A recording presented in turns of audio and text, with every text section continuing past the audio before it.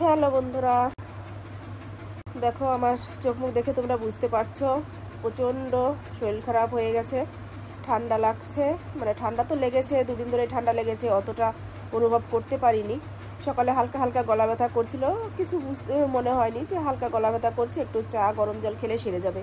কিন্তু এখন যত রাত হচ্ছে তত তো যেন আমার শরীরটা খারাপ হয়ে যাচ্ছে, জ্বর এসে গেছে, কপালে প্রচণ্ড যন্ত্রণা করছিল, কপালে ভুলিনি ডললাম।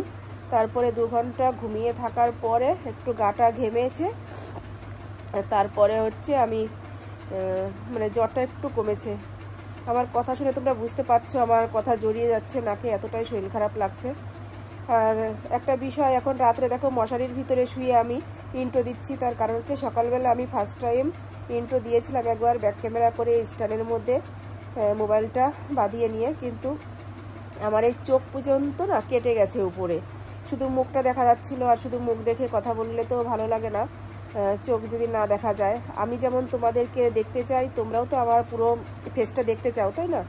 তাই আবার বাধ্য হয়ে সন্ধ্যার সময়, দেখেছো কথাও ভুলে যাচ্ছি, সন্ধ্যার সময় বলছি কেন, এখন এডিট করে দেখছি যে আমার মুখটাই পুরো আসেনি। তো এখন আবার ভাবলাম যে সকালবেলা ইন্ট্রোটা দেবো, তাই ছেলে বলছি যে মা তুমি এখনই ইন্ট্রো দিয়ে দাও, তাহলে ভিডিওটা তুলে ফেলতে পারবে।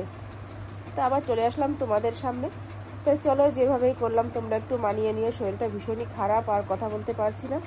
চলো পুরো ভিডিওটা দেখতে থাকো, আশা করছি এর পরের পার্টগুলো তোমাদের ভালো লাগবে। এখন যতটা শরীর খারাপ লাগছে, সকালবেলা তো এতটা শরীর খারাপ ছিল না। দেখতে থাকো ভিডিওটা। কচু কাটা হয়ে গেছে, এবারে যে পটল ভাজার জন্য পটল কেটে নিচ্ছি। আর আজকে একটু আলাদা ধরনের ভাবে পটলটা কাটছি। এই দেখো এরকম ময়ূরের লেজের মতো করে চিড়ে চিড়ে নিচ্ছি, তাহলে এর মধ্যে তেলটা ভালো করে ঢুকবে আর ভিতরটা ভালো সুন্দর ভাজা হবে। নুন হলুদ বেশি করে দিয়ে দেবো ভিতরে। এটাও কেটেছি ওইভাবে, এরকম করে 5টা পটল কাটবো।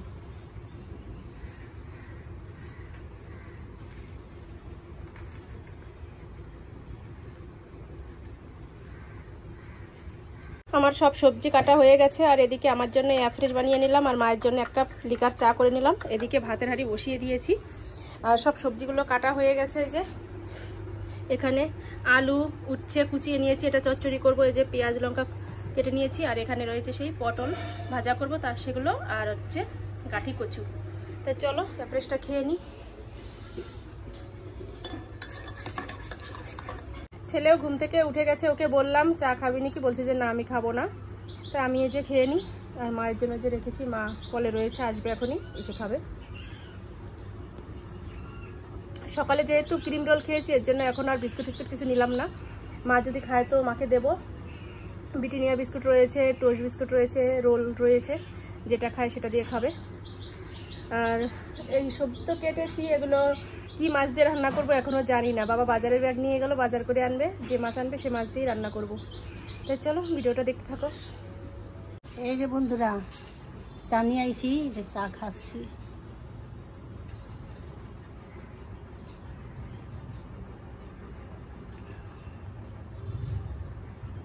চাটা খুব ভালো হয়েছে। গরম গরম সিদ্ধ ভাত নিয়ে আসলাম, ডিম সিদ্ধ আর পটল ভাজা। ছেলে দিয়ে খেয়ে এখন স্কুলে চলে যাবে, কেননা তরকারি এখনো নামাতে পারিনি, এই মাত্রই তো বাজার আসলো।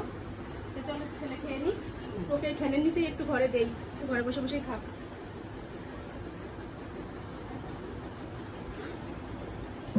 এই হাওয়াতে বসে বসে খাওয়ার একটা চেয়ার নিয়ে নাও। এদিকে এই যে একজন মাসিমা এসেছে, ইনি গ্রামে ঘুরে ঘুরে এই যে চাল ঠাল তোলে, তাই দিয়ে চলে। ওনার ছেলে মেয়ে সবাই আসে, কিন্তু ওনাকে কেউ দেখে না। আমি সেই কথাই বলছি, তাহলে উনি তো একটা ব্যবস্থা নিতে পারে, ছেলে মেয়ে যেহেতু দেখে না কেউই। ওনার দুঃখের কথাই তাই বলছে, সেগুলো যে পায়ে ব্যথা, হাঁটতে পারে না, তবুও সেই গ্রামে ঘুরে ঘুরে যা পায় তাই দিয়ে কোনো রকম ভাবে চলে। তাই যে এসেছে আমাদের এখানে। আমারও তো রান্না এখনো কমপ্লিট হয়নি, কি দিয়ে বা দেবো খেতে? না ভাত দেবো, তাহলে একটু বিস্কুট জল দেই। হ্যাঁ, ঘরে বিস্কুট আছে, আর তো কিছু নেই। না চা করে দেবো?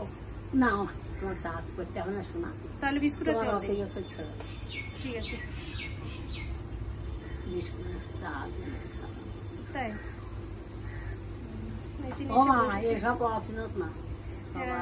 সে তো জানি, আমরা তো 2 দিনের মানুষ, আর তোমরা তো সে কত আগে এখানে থাকো।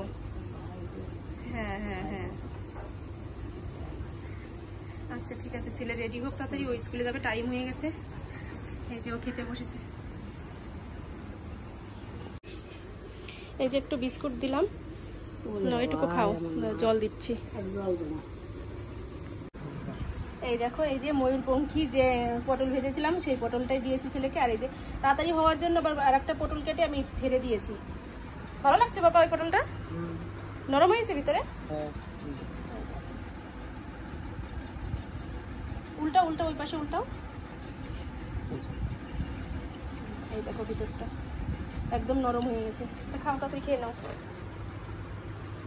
শেষমেশ কচুর তরকারি রান্না করতে আসলাম ডিম দিয়ে। এই যে ডিম ভেজে নিচ্ছি। আর ছেলেকে তো ডিম সিদ্ধ দিয়ে ভাত দিয়ে দিয়েছি, ও খেয়ে স্কুলে চলে গেছে। আর আমিও এক মুঠ ভাত খেয়ে নিয়েছি ছেলের সাথে ডিম সিদ্ধ দিয়ে। এই যাচ্ছে কচুর তরকারিটা বসিয়েছি, সবকিছুই হয়ে গেছে কমপ্লিট। এখন শুধু ডিমটা দিয়ে দেবো, তাহলেই হয়ে যাবে। আর এদিকে তো ওই যে রান্না সেরে নিয়েছি, আলু উচ্ছে দিয়ে এই যে গা মাখা চচ্চড়ি মতো করেছি। মাছ দিলে ভালো হতো, কিন্তু মাছ নেই বলে দেওয়া হয়নি। আর এখানে এই যে সেই ময়ূরপঙ্খী পটল ভেজেছি, এই যে রয়েছে এখানে। দেখো কত সুন্দর লাগছে দেখতে। স্নান করে চলে এসেছি, আর ভাইজিকে আজকে স্নান করিয়ে দিয়েছি। কি দিয়ে স্নান করেছো? শ্যাম্পু দিয়ে? শ্যাম্পু দিয়ে স্নান করেছে। দেখো আমিও মাথায় শ্যাম্পু করে নিয়েছি, আর মাথায় আমার গামছাটা এখনো বাঁধা রয়েছে। ওকে একটা ডিম দিলাম তরকারি থেকে, ও ডিমটা খেলো বসে বসে। আর এখন এই যে মোবাইল দেখবে, আর আমিও খেতে বসে পড়েছি। তো চলো তোমাদের দেখিয়ে দিই কি নিয়েছি খেতে। এই যে শুধু কচুর তরকারিটাই নিয়েছি, আর সাথে একটা ডিম নিয়েছি, এই দিয়েই খাবো। আর পটল ভাজা তো সকালবেলা খেয়েছি, এর জন্য এখন আর ওটা নিলাম না। আর উচ্ছে তরকারিটা এখন খাবো না আমি। তো চলো খাওয়া দাওয়া করে নিই, তারপরে আসছি।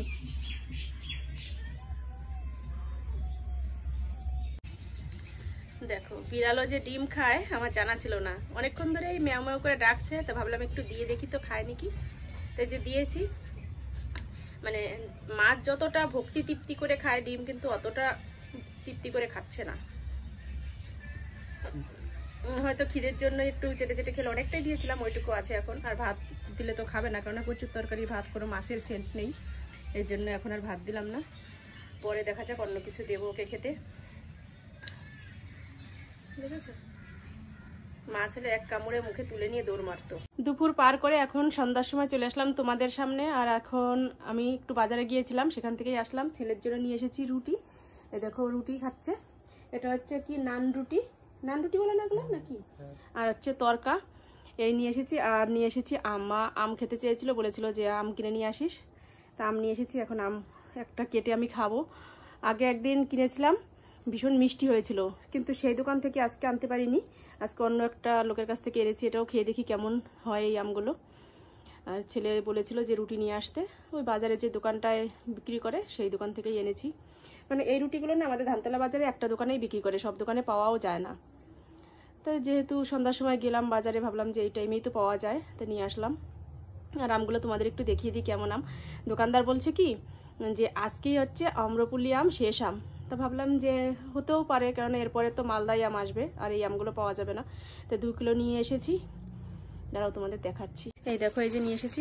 আমগুলো অতটা না হলুদ কালার হয়নি, সবুজ সবুজ কালার। আর আগের দিন এনেছিলাম সেইগুলো একদম মানে উপরে পুরো হলুদ কালার ছিল, আর ভিতরটা কেটেছি লাল টকটকে, এত সুন্দর মিষ্টি হয়েছিল। দেখা যাক আজকের আমগুলো কতটা মিষ্টি হয়। এই যেরকম সাইজ অতটা বড় নয়, একদম মিডিয়াম সাইজ। এগুলো তো সেভাবে কাটা যাবে না, শুধু উপরে ধুয়ে মাঝখান থেকে কাটতে হবে, মানে খোসাটা ছাড়ানো যাবে না। তো চলো আমি 2টো আম কেটে নিয়ে আসি। এই যে আম কেটে নিয়ে আসলাম, দেখো কত সুন্দর কালার, ঠিক আছে? খেয়ে দেখি একটা।